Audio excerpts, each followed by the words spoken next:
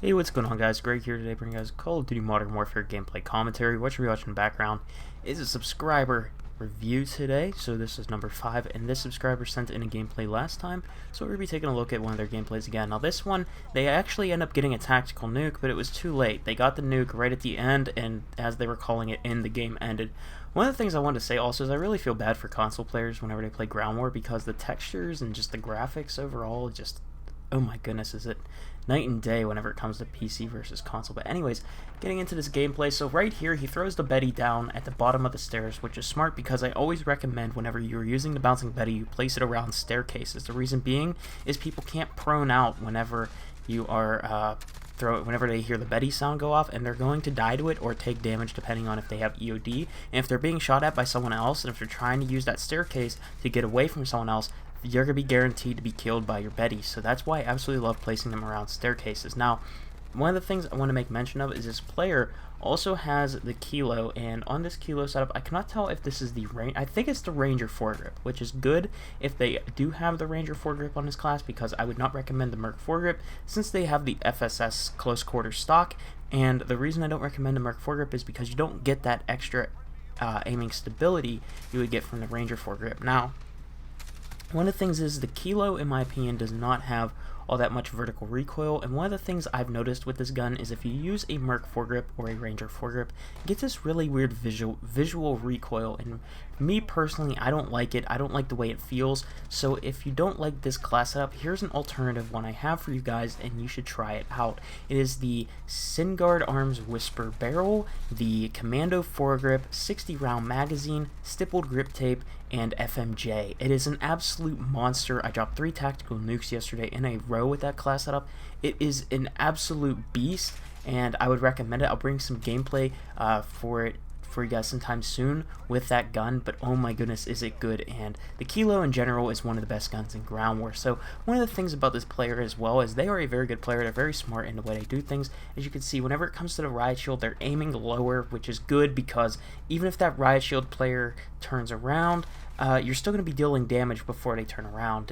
That's one of the things I see a lot of times is people don't shoot at the riot shield players the right way, or they just don't know how to outplay a riot shield player properly. We saw earlier in the gameplay, whenever somebody had a riot shield and they were on the bridge, he jumped away. He pulled out of gunfights. This player knows how to pull out of gunfights. Another thing about this player though is, and I don't blame them for sitting in the corner right here, because they are at 120 plus ping every single game because they are from the Middle East, and there is no Middle East servers for Ground War, so therefore they have to play on higher ping at all times. So, you know, he's going to have to play smarter. He's going to have to use sound to his advantage and outplay people based off of where they are located, based off of what he's hearing, because he's already at a massive disadvantage when the majority of these players on these servers are at 30 ping or even sometimes a little bit less, and he's going to be at 120 plus by default. So I just want to point that out real quick.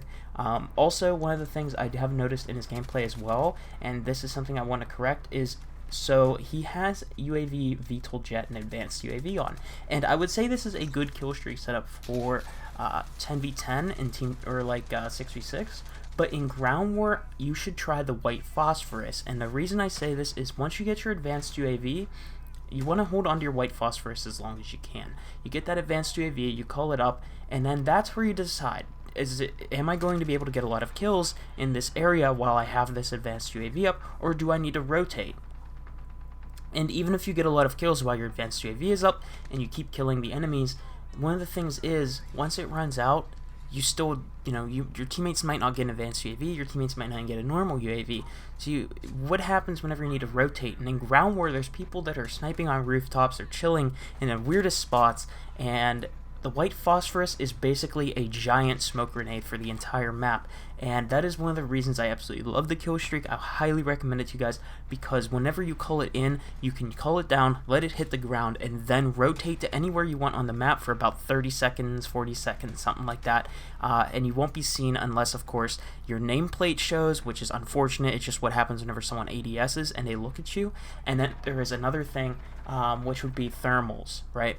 So overall, it's going to decrease the chances of you being killed whenever you're on a rotation, and that is why I absolutely recommend that kill streak. Now, here's one of the other things I do want to point out about this player is they're only using dead silence. They don't have their munitions box, and I'm not really too sure why on they took off the munitions box. I would never really recommend just running Dead Silence in Ground War, and the reason being is Dead Silence is not all that needed in Ground War. Although it is very good whenever there's more quiet areas on the map and you're trying to get a flank off on enemies, I highly recommend constantly having that munitions box, because as you can see right now, you have no stim shots, you have no extra bouncing betties, and those things can really make or break your kill streak. So you really want to make sure that you have that on, and if you really are concerned about having Dead Silence to your disposal at times whenever you might need it, run tune-up. I can promise you that tune-up is going to be very good, especially whenever you're using Field Upgrade Pro, and if your main concern is the Dead Silence, then you're going to want tune-up, because that way you can still get ammo when you on demand, you can still get stim shots and bouncing betties on demand, and I highly recommend that you guys would use that in your Field Upgrade Pro slot, because that way you can have Dead Silence more often at your disposal, but you can also have more stim shots and whatever your lethal equipment is, because that is going to help you stay alive. Now right here, it was getting a little bit quiet and there wasn't much action going on, and this player decides they're going to go ahead and call up their advanced UAV. Now, I don't really know if this was the best option, because as you can see, they have C, D, and E, and I'm guilty of doing this too, so it just all depends. You got to feel it out. You got to feel whenever, if you're playing solo especially, you got to feel it out. When is the right time to call up that advanced UAV? And if you really feel like you're in a tight spot, you're pinched, and you need that extra help, you need to know where all the enemies are at all times, that's whenever you should call up the advanced. Now, this player right here, I would have not have been looking around, because I could easily tell that they were either above or below based off the way they were moving on the radar. There's not a way, I'm pretty sure, they can even get down onto the bridge unless they make some sort of magical jump that no one's really going to try to risk making anyways, so I don't really think that is, you shouldn't have probably looked right there, but it's okay, because it ended up working out anyways. But right here, what I would be doing is, see, here's the thing, right? You could have had your white phosphorus, and now you know that from the advanced, there were a lot of people that were on the other side of C as well as D area. So what you could have done, right, is you have your white phosphorus, you drop the white phosphorus, now you pop your Dead Silence and you rotate back over towards C, and then you can just wreck everybody from behind, because you will have that white phosphorus to allow you to rotate. Now, you still would have to be careful, because you wouldn't have your advanced UAV at your disposal, but it could help you out so much. But again, especially once you don't have your advanced anymore, this is why munitions box is also really good, just because those betties can give you sound notifications where people are coming from. The stim shots, if you're taking shots, you get hit by a sniper on your rotation, you can easily stim right back up, and that might make you survive if they hit marker you again. That's happened to me on streaks before. So you just got to feel it out, but I highly recommend switching up to that white phos. Now, overall, there isn't really too many teammate UAVs going on in this game, as you guys can see from his perspective, and he's sticking to the lower ground on this area, which is honestly, once you are on a higher streak, and this is something that has helped me a lot on Quarry, is sticking to this lower area of the map. So you can generally dip once you get that 20 kill streak, and this is a tip I want to go over real quick, because a lot of people start hunting whenever they see that notification that you are on a 20 kill streak that pops up in the upper right hand corner of the screen. So one of the things that you want to do is, whenever you are on a 10, 20, any kind of streak like that is going to show up, because in Ground War it shows up in intervals of 10. In 6v6 and 10v10 it shows up for every 5 kill streak you get. In Ground War it's only 10.